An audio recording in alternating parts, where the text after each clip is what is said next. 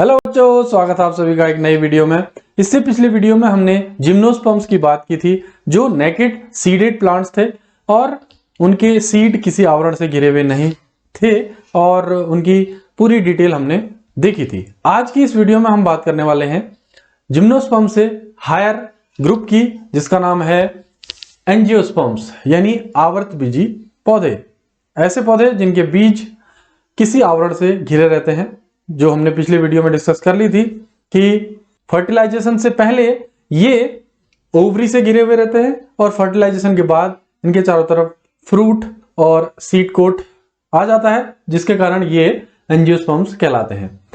Angiosperm में एएनजी यानी एंज का मतलब है वेसल यानी पात्र, यानी किसी बर्तन के अंदर बंद, और स्पर्म मीन्स होता है सीड। तो इनका सीड किसी वेसल में रहता है, बंद रहता है, यानी कवर्ड सीडेड प्लांट से कहलाते हैं। इसकी 2.5 लाख से ज्यादा स्पीसीज अभी तक खोजी जा चुकी हैं, वैरायटी है इन प्लांट्स में, और अर्थ में सबसे सक्सेसफुल प्लांट्स एंजियोस्पर्म्स कहलाते हैं। इनमें जो डेवलपमेंट हुआ था वो क्रिटेशियस एरा में हुआ था। जब इवोल्यूशन का हम चैप्टर पढ़ेंगे तो उसमें देखेंगे ये क्रिटेशियस एरा कौन सा है और इसमें क्या क्या स्पेशलिटीज थी। सबसे छोटा जो एंजियोस्पर्म है वो वुल्फिया है और बड़े बड़े प्लांट्स भी इनके मिलते हैं, जैसे यूकेलिप्टस। तो ये वैरायटी यहां पर देखने को मिलती है। फ्लावर्स इनमें पाए जाते हैं, फ्लावर्स जिनमें रिप्रोडक्टिव पार्ट्स होते हैं। पौधे का जो जनन अंग है वो है फ्लावर, और फ्लावर का जो स्ट्रक्चर है वो हमने एक वीडियो में डिस्कस कर लिया है। अगर आपने वो वीडियो नहीं देखी तो आप उसमें जाकर देख सकते हैं। और फ्लावर के अंदर 4 पार्ट्स होते हैं, 2 नॉन एसेंशियल और 2 एसेंशियल पार्ट। जो नॉन एसेंशियल पार्ट हैं वो हैं सेपल और पेटल। ये हैं सेपल्स, पेडंकल, और इसके बाद यहां पेटल्स आते हैं, कलरफुल पार्ट जो होते हैं फ्लावर के। और इसमें फिर स्टेमन आते हैं, मेल पार्ट, और फिर बीच में फीमेल पार्ट, कार्पेल। तो ये 4 पार्ट्स यहां पर होते हैं किसी भी फ्लावर में। इनके अलग अलग पार्ट हैं, जैसे मेल के जो एंथर है और फिलामेंट है, एंथर में पॉलन ग्रेन बनेंगे, फिलामेंट इसका सपोर्टिव भाग है। और जो फीमेल पार्ट है वो 3 पार्ट्स में डिवाइडेड है, स्टिग्मा, स्टाइल और ओवरी। ओवरी के अंदर ओव्यूल बनता है, जिससे बाद में बीज का निर्माण होता है। यहाँ पर फ्रूट बनेगा या बीज बनेगा, और इस फ्लावर के जितने भी पार्ट्स हैं वो फर्टिलाइजेशन के बाद समाप्त हो जाएंगे, झड़ जाएंगे, सूख जाएंगे, और ओनली जो ओवरी वाला पार्ट है, ओव्यूल वाला पार्ट है, वही शेष रहेगा फ्रूट के रूप में। तो ये है फ्लावर, और इसी में रिप्रोडक्शन होता है। मेल गैमीट यानी परागकण बनते हैं, पॉलन ग्रेन, और फीमेल गैमीट यानी ओव्यूल बनता है। दोनों में फर्टिलाइजेशन होता है और फिर नए सीड का निर्माण होता है और उससे नया प्लांट बनता है। तो ऐसे इनमें ये साइकिल चलती रहती है। ये जो प्लांट्स हैं ये हर्ब्स के रूप में भी पाए जाते हैं, श्रब्स के रूप में भी पाए जाते हैं, ट्रीज के रूप में भी पाए जाते हैं, यानी छोटी शाख या झाड़ियां या पेड़, तीनों ही टाइप्स में, या बेल भी होती है कई प्रकार की। तो ये सब पाए जाते हैं एंजियोस्पर्म्स में, अलग अलग फॉर्म्स में ये मौजूद है। न्यूट्रिशन इनका ऑटोट्रॉपिक होता है, मेनली स्वयं भोजन बनाते हैं, फोटोसिंथेसिस करते हैं, प्रकाश संश्लेषण, यानी क्लोरोफिल की प्रेजेंस में जो ग्रीन पार्ट होता है प्लांट का, जो क्लोरोप्लास्ट के अंदर पाया जाता है, तो वो क्लोरोफिल सनलाइट को एब्जॉर्ब करता है। इसके साथ साथ जो मिनरल्स और वाटर है और CO2 है, ये सब मिलके बना देते हैं ग्लूकोज, और ऑक्सीजन बाहर निकलती है। तो इस फोटोसिंथेसिस का एक अलग से चैप्टर है पूरा, और उससे बहुत डिटेल में हम समझेंगे उसमें।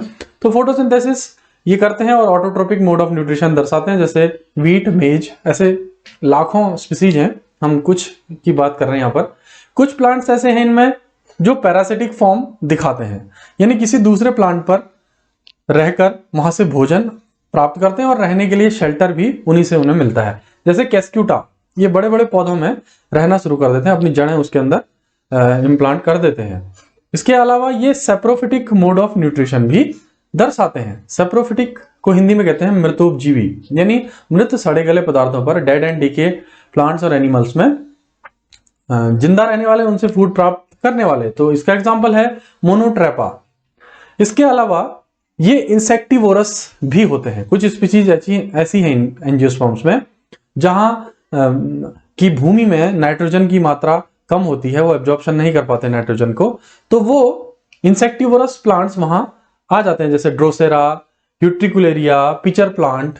इनका एक स्पेशल काम है कि इनके जो लीव्स हैं वो मॉडिफाइड हो जाते हैं, जैसे पिचर में मॉडिफाई हो जाता है, पिचर प्लांट में इस तरीके का एक स्ट्रक्चर होता है, वो खुला रहता है, मुंह खुला है जैसे, और जैसे इंसेक्ट उनके बीच में आता है तो ये बंद कर देते हैं अपने दोनों ही ये जो पार्ट्स हैं इनको, और वो ट्रैप हो जाता है, और धीरे धीरे digestive enzymes, protein digestive enzymes secret होते हैं पिचर प्लांट के अंदर से, और वो इंसेक्ट वहां डाइजेस्ट हो जाता है, और उसका नाइट्रोजन जो उनके प्रोटीन की जो काइटिन की जो एक्सोस्केलेटन है, बाह्य कवच है कीड़ों का, इंसेक्ट्स का, उससे नाइट्रोजन प्राप्त कर लेते हैं वो लोग। तो ये इंसेक्टिवोरस सेप्रोफिटिक, पैरासिटिक, ऑटोट्रोपिक अलग अलग टाइप से, अलग अलग मोड से अपना न्यूट्रिशन करते हैं।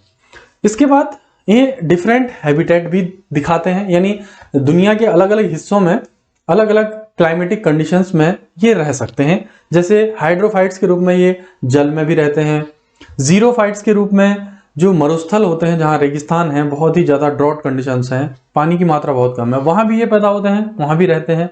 मीजोफाइट्स के रूप में, यानी नमी वाले स्थानों में, यहाँ ज्यादा सूखा भी ना हो, ज्यादा गीला भी ना हो, ऐसे स्थानों पर भी ये पाए जाते हैं। तो ये वैरायटी ऑफ हैबिटेट्स दिखाते हैं। क्लासिफिकेशन इनका दो पार्ट्स में है, एक मोनोकोटिलेडन और एक डाइकोटिलेडन। मोनोकोटिलेडन में एक एम्ब्रियो होगा और प्लस एक कोटिलेडन होगा। कोटिलेडन बीज का वो भाग है जो न्यूट्रिएंट से भरा रहता है और सीड को उस समय भोजन प्रदान करता है जब वो सॉइल में होते हैं, जब उसके बाद पत्तियां नहीं होती हैं, पत्तियां नहीं होंगी तो वो अपना फूड कैप्चर नहीं कर पाएगा, तो उस समय सीड में जर्मिनेशन के लिए, यानी प्लूम्यूल और रेडिकल बनाने के लिए, जो एम्ब्रियो के अंदर होते हैं प्लूम्यूल और रेडिकल, इनसे नया प्लांट, जड़ और तना बनाने के लिए ये कोटिलेडन अपना फूड मटेरियल देता है।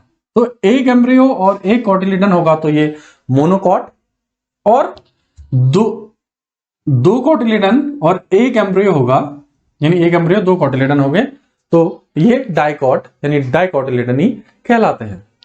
तो ये कोटिलेडन एक हो तो मोनोकॉट, दो हो तो डाइकॉट। तो ये दो पार्ट्स में डिवाइडेड है। इनकी पहचान हम कैसे कर सकते हैं मोनोकोटिलेडन और डाइकोटिलेडन की? एक सिंपल, जो मैंने बताया कि दो कोटिलेडन मौजूद हों, जैसे चना में होता है, जब हम खाते हैं चने को तो वो दो पार्ट्स में डिवाइड हो जाता है, या राजमा खाते हैं वो भी दो में डिवाइड हो जाता है। ऐसे और भी मटर या कोई भी दालें, ये चीजें हम खाते हैं तो वो दो में डिवाइड हो जाती है। इसका मतलब जिसके बीज, सीड दो कोटिलेडन्स वाले होते हैं, दो में डिवाइड हो जाते हैं, दे आर डाइकॉट्स। और डाइकॉट्स में एक और स्पेशलिटी है कि उनकी जो लीव्स हैं डाइकॉट्स की, वो इस तरीके की होगी, इस प्रकार से। रेटिकुलेट वेनेशन इसे कहते हैं, यानी वेन्स ऐसे शाखाओं में बटी रहेगी, ब्रांच्ड, और इसे हम कहेंगे जो वेनेशन, ये वेन्स की जो स्थितियां हैं किसी भी लीव्स के अंदर, उसे कहते हैं वेनेशन, और इसमें रेटिकुलेट वेनेशन होता है डाइकॉट में। लेकिन जो मोनोकॉट होते हैं उनकी लीव्स लंबी होती हैं, पतली होती हैं, और इनमें जो वेन्स होती हैं वो ऐसे अरेंज होंगी, यानी ये होते हैं पैरेलल वेनेशन। तो डाइकॉट में रेटिकुलेट वेनेशन वाली पत्तियां और मोनोकॉट में पैरेलल वेनेशन वाली पत्तियां पाई जाती है। तो दो ऐसे डिफरेंशिएट करने वाले कैरेक्टर्स हैं मोनोकॉट और डाइकॉट में। मोनोकॉट में ऐसी पत्तियां होंगी पैरेलल और एक ही कोटिलेडन होगा, और डाइकॉट में रेटिकुलेट वेनेशन होगा और दो कोटिलेडन होंगे। तो ये है डिफरेंस इनके बीच। इसके अलावा इनमें जो Bentham and Hooker system of classification में जो वैज्ञानिक थे बेंथम और हुकर, उन्होंने जो क्लासिफिकेशन दिया उसमें 200 से ज्यादा फैमिलीज उन्होंने बताई प्लांट्स की, और वो फैमिलीज में से कुछ कुछ जो इंपॉर्टेंट फैमिलीज हैं जिन्हें क्लास 12th में 11th में पढ़ा जाता है, वो हैं कुछ ही 3 है वैसे, और इस साल तो एक ही है, लेकिन हम कुछ 6 जो मेन फैमिलीज हैं इनके बारे में बात करेंगे। ब्रेसिकेसी, इसका एग्जांपल है मस्टर्ड यानी सरसों। मालवेसी, इसका एग्जांपल है हिबिस्कस यानी गुड़हल। एस्टेरेसी, इसका एग्जांपल है सनफ्लावर। लेमिनेसी, होली बेसिल यानी तुलसी, इसका एग्जांपल है। सोलेनेसी, पोटैटो यानी आलू, इसका एग्जांपल है। और लेग्यूमिनोसी, पी प्लांट, इसका एग्जांपल है। तो ये 6 मेन फैमिलीज हैं और ये जनरल कैरेक्टर्स हमने एंजियोस्पर्म्स के पढ़े। इसके बाद हम बात करते हैं कि इनमें रिप्रोडक्शन कैसे होता है। नॉर्मली रिप्रोडक्शन ऐसे स्ट्रक्चर्स में होता है जिन्हें कहते हैं फ्लावर। आइए डिटेल में देखते हैं कि ये रिप्रोडक्शन कैसे करते हैं। सेक्सुअल रिप्रोडक्शन, एंजियोस्पर्म में सेक्सुअल रिप्रोडक्शन मेनली होता है, हालांकि कई सारी स्पीसीज ऐसी भी हैं जो एसेक्सुअल रिप्रोडक्शन भी दिखाती हैं। सेक्सुअल रिप्रोडक्शन के लिए एंजियोस्पर्म में 2 पार्ट हैं, एक मेल पार्ट जिसे स्टेमन कहा जाता है और एक फीमेल पार्ट जिसे कार्पेल कहा जाता है या पिस्टल भी इसका नाम है।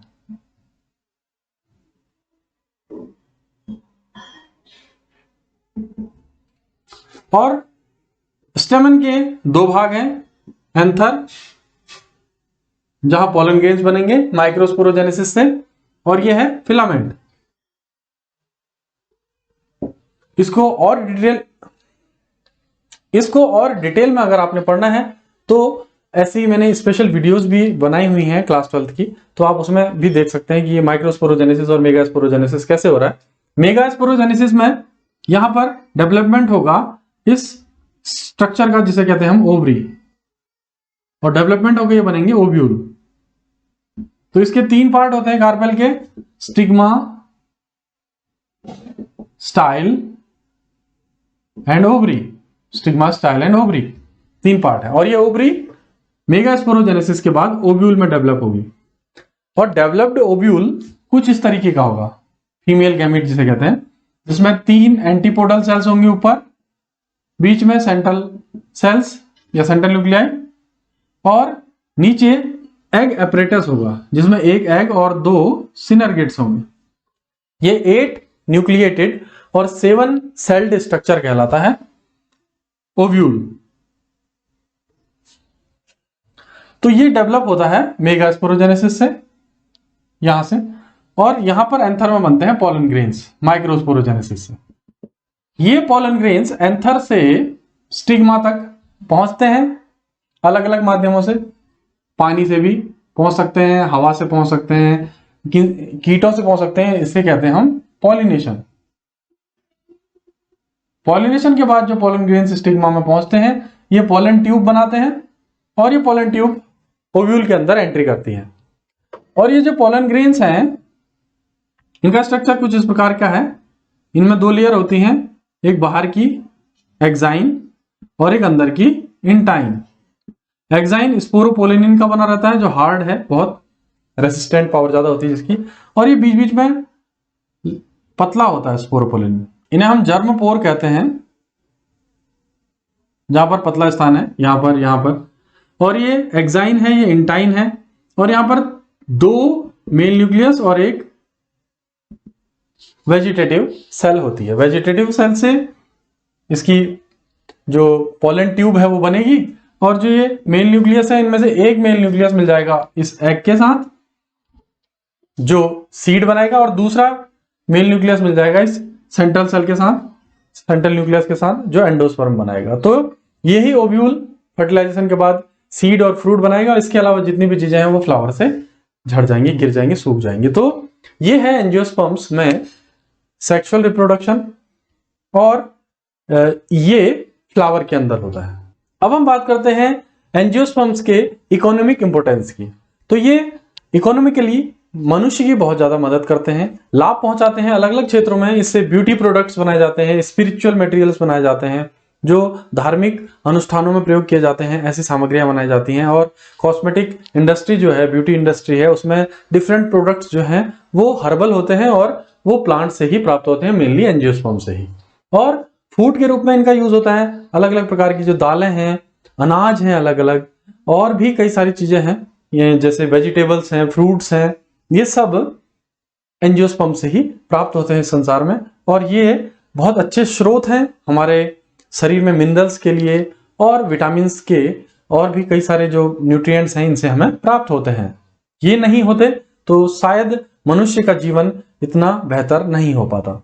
इन्वायरमेंटल इफेक्ट्स भी इसमें कई सारे पड़ते हैं, जैसे बायोडाइवर्सिटी, जो जैव विविधता इस संसार में इतनी ज्यादा है, इसके लिए ये प्लांट्स एंजियोस्पर्म्स भी रिस्पॉन्सिबल हैं बहुत अधिक, क्योंकि किसी भी पर्टिकुलर एरिया के प्रोड्यूसर्स ही हैं, और फूड जो है जो सनलाइट से एनर्जी एब्जॉर्प्शन है उसका फर्स्ट जो चेन का फर्स्ट जो पार्ट है वो यही है प्रोड्यूसर्स के रूप में, और यही जो एनर्जी फ्लो है वो एनवायरनमेंट में कर पाते हैं।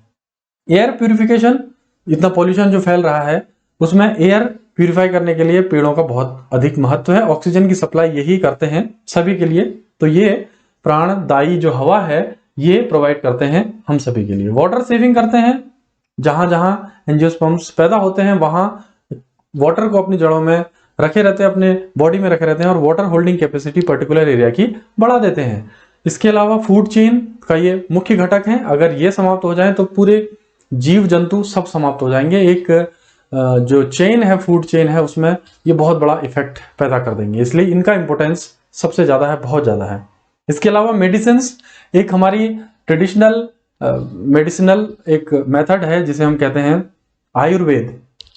आयुर्वेद पूरा का पूरा प्लांट्स पे ही डिपेंडेंट है, और उसमें भी एंजियोस्पर्म्स आवृतबीजी पौधों में सबसे ज्यादा डिपेंडेंट है। इतने प्रकार की दवाइयां इसमें हैं। मेडिकल साइंस में भी कई सारी दवाएं यूज होती हैं जो प्लांट से ओरिजिनेट होती हैं, प्लांट से प्राप्त की जाती हैं, और भी जो मेथड्स हैं जिनमें संसार में इलाज होते हैं वहां प्लांट्स का बहुत अधिक यूज होता है। इंडस्ट्रीज में पेपर इंडस्ट्री, बेकिंग इंडस्ट्री, ऐसी और भी इंडस्ट्रीज हैं जहां प्लांट या प्लांट प्रोडक्ट्स का बहुत ज्यादा यूज किया जाता है। यहाँ तक कि लिक्वर जो बनता है, शराब, वहां भी प्लांट प्रोडक्ट्स का ही यूज किया जाता है। इसके अलावा ऑर्नामेंट्स बनाने में, फर्नीचर बनाने में इन प्लांट्स का बहुत अधिक यूज है। तो आज की इस वीडियो में हमने एंजियोस्पर्म्स के बारे में डिटेल स्टडी की, उसके जनरल कैरेक्टर्स पढ़े, उनमें कैसे रिप्रोडक्शन होता है इनके बारे में पढ़ा, और इसके हमारे लिए क्या क्या यूजेस हैं, इकोनॉमिक इंपोर्टेंस इसका पढ़ा। तो ये वीडियो आपको पसंद आया तो वीडियो को लाइक कीजिएगा, चैनल को सब्सक्राइब कीजिएगा। यहाँ हम बायोलॉजी और केमिस्ट्री की वीडियोस अपलोड करते रहते हैं, बने रहिए अगर आप बायोलॉजी और केमिस्ट्री लवर्स हैं। फिर मिलते हैं, bye bye, take care, stay safe.